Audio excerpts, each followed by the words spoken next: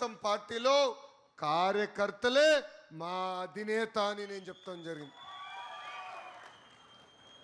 రాయదుర్గం కోటలో ఎంత పౌరుషం ఉందో ప్రజల కూడా అంతే పౌరుషం ఉంది.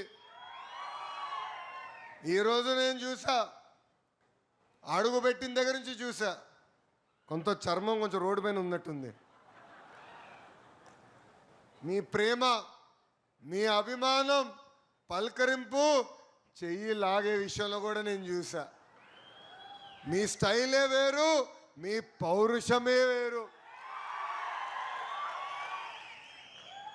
విజయనగరం రాజుల 3వ రాజధాని రాయదుర్గం. మన నియోజకవర్గం గొప్పతనం ఏంటంటే ఇక్కడ పట్టు చీరలు, జీన్స్ కూడా 2 అద్భుతంగా ఫేమస్. ఆనాడు ఒబలాపురం మైనింగ్ ఒక కంపెనీ పెట్టారు. అడ్డగోలుగా గనులు దోచేస్తుంటే ఆనాడు కమిటీ వచ్చి ఏకంగా ప్రజల తరపున పోరాడిన రోజు. మొన్నటి వరకు కూడా ఆ కేసుల కోసం, ఆ కేసు పడితే కోర్టు చుట్టూ తిరిగితే మొన్న కానీ ఆ కేసు పోయే పరిస్థితి. అంటే ప్రజల తరపున నిలబడాం, ప్రజల కోసం పోరాడాం, ప్రజలకి అండగా నిలబడింది ఒక తెలుగుదేశం పార్టీ. మనం చూసాం 2024 ఎన్నికల్లో మీ అందరి శ్రమతో, మీ అందరి కష్టంతో మనందరి కాలువ శ్రీనివాసులు గారిని 43,000 మెజారిటీతో గెలిపిస్తాం జరిగింది. కొంత పేరు చెప్పే దాంట్లో ఇబ్బంది పడుతున్నా, ఎందుకంటే మొన్న జరిగిన బడ్జెట్ సెషన్లో కుటుంబ సభ్యులందరితో కలిసికట్టుగా భోజనం పెట్టా. మనోడు వచ్చాడు, మనోడు తాత తాత తాత తాత అన్నాడు. నేను అడిగా కాలువని, అన్న మొదటి పదం తాతనే వచ్చిందా అని అడిగా. మావాడికి తాతే వచ్చిందని. అప్పటి నుంచి ఎప్పటికప్పుడు నా తాతనే అన్న. అందుకే కొంచెం పేరు దగ్గర తడబడ్డా ఈరోజు. అంటే ఒక పట్టుదలతో, ఒక క్రమశిక్షణతో నాయకత్వం మన అందరికీ అందించిన వ్యక్తి మన కాలువ గారు. ఆయన ఎప్పుడు నియోజకవర్గ అభివృద్ధి గురించే మనసులో పెట్టుకున్న వ్యక్తి. ఈరోజు మనం చూస్తున్నాం, ఎల్నీనో ఉంది, ప్రపంచం మొత్తం వర్షపాతం చాలా తక్కువ ఉంది. దాంట్లో భాగంగా మన భారతదేశంలో కూడా వర్షాలు తక్కువ ఉన్నాయి, ప్రత్యేకంగా మన రాష్ట్రంలో కూడా తక్కువనే. దారి పొడుగున కేశవ్ గారు కానీ కాలువన్న కానీ ఎలా నీళ్ళు తీసుకురావాలి, ప్రజలకు ముందర తాగునీరు ఎలా అందించాలి, దాని తర్వాత సాగునీరు ఎలా అందించాలని అహర్నిశలు నాతో చర్చించారు. అంతేకాదు సాగునీటి ప్రాజెక్టులు పెండింగ్లో ఏమేమి ఉన్నాయి, ఎట్లా లింకప్ చేస్తే బాగుంటుంది, మిగిలిన జలాలు ఎలా తీసుకొస్తే బాగుంటుందని అహర్నిశలు నియోజకవర్గం గురించి ఆలోచించే వ్యక్తి మన నాయకుడు కాలువ శ్రీనివాస్ గారు. శాసనసభలో కూడా ఎప్పుడు నాతో కూర్చున్నప్పుడు నియోజకవర్గంకి ఇది చేయండి, ఈ ప్రాజెక్టులు పెండింగ్ ఉన్నాయని అహర్నిశలు నాతో పోరాడే వ్యక్తి కాలువ గారు. అంటే ప్రజల్ని గుండెల్లో పెట్టుకుని ఏం చేస్తే బాగుంటుంది, ఎలా చేస్తే బాగుంటుందని పొద్దునైనా మధ్యాహ్నమైనా రాత్రైనా ఆలోచించే వ్యక్తి మన నాయకుడు కాలువ శ్రీనివాస్ గారు. ఉమ్మడి అనంతపూర్ జిల్లా తెలుగుదేశం పార్టీకే ఒక కంచుకోట.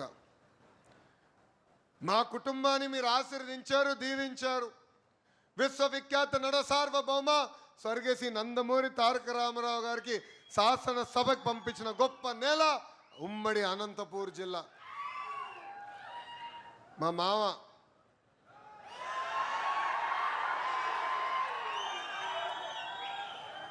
హరిమాయని శాసనసభకు కూడా పంపించిన గొప్ప జిల్లా అనంతపూర్ జిల్లా. ఇంకొక మామ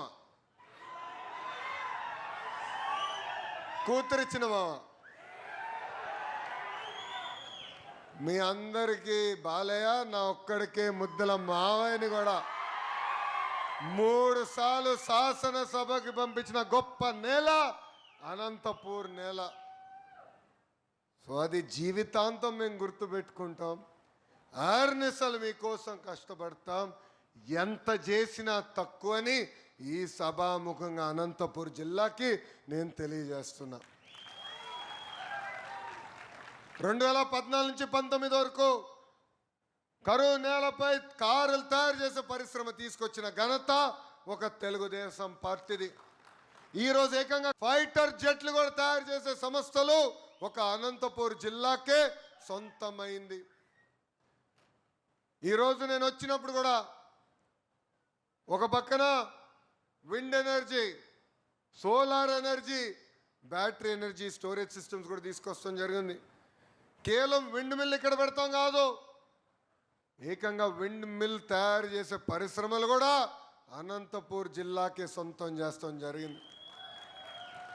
వేదికమైన పెద్దలు ఎవరు కేశవ్ గారు మా ఉర్వకొండలోనే తయారవుతున్నాయని పొద్దు నుంచి రాత్రి గూదర కొడుతున్నాడు. అబ్బా, నేను రాసా విండ్ మిల్ పైన ఇంజనీర్డ్ ఇన్ ఇండియా, అంటే ఇంజనీరింగ్ భారతదేశంలో జరిగింది, మేడ్ ఇన్ ఆంధ్రప్రదేశ్ అంటే తయారీ ఆంధ్రప్రదేశ్లో జరిగిందని రాస్తే దాని పక్కన డాట్ డాట్ డాట్ పెట్టి మేడ్ ఇన్ ఉర్వకొండ అని రాశారు కేశవ్ గారు.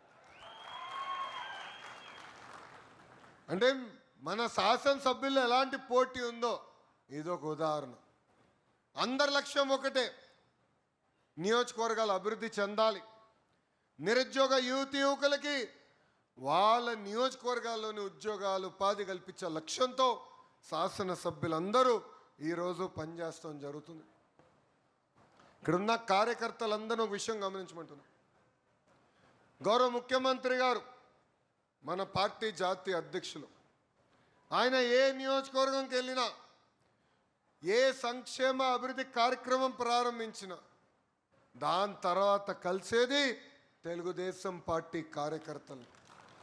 ఇలాంటి కార్యక్రమం పెట్టుకుంటారు. కార్యకర్తలు ఉద్దేశించి మాట్లాడిన తర్వాత ప్రతి కార్యకర్తతో ఫోటో దిగిన తర్వాతనే తిరిగి అమరావతికి ప్రయాణం చేస్తున్నారు.